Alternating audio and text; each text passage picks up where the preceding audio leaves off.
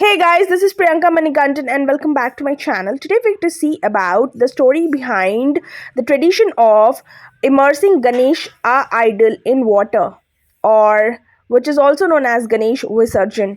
Let's get started. First, let's see the story of Ganesha and Ganesh Chaturthi. Ganesh Chaturthi is a festival celebrating the rebirth of God Ganesha. The elephant headed god has an interesting story. He was created in a completely human form by goddess Parvati. She molded him from a clay or earth from her own body and gave it a life.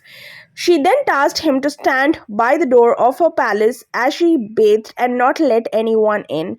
When her own husband, the great god Shiva, tried to enter the human form, barred his path. Shiva was furious at being denied entry to his own home, and an awesome battle followed. Shiva won the battle and beheading Ganesha. But he immediately felt guilty and he knew his wife would be furious. So he sent his men to bring back the head of the first creature they came across.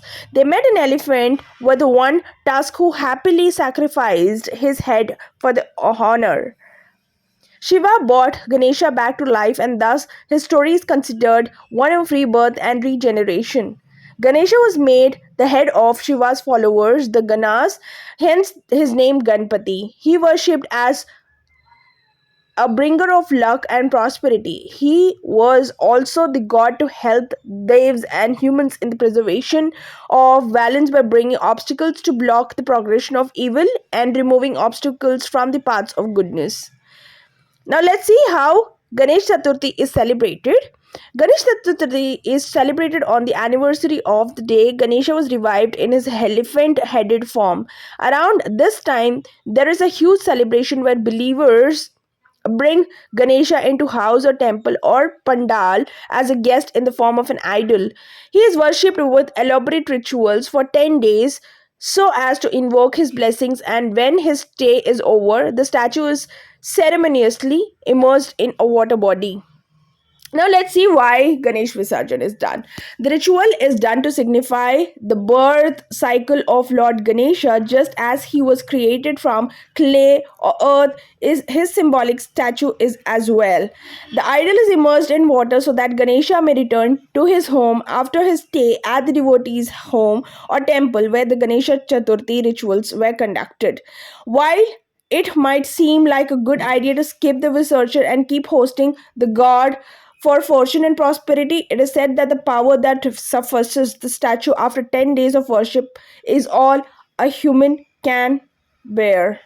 So it is not to be kept longer.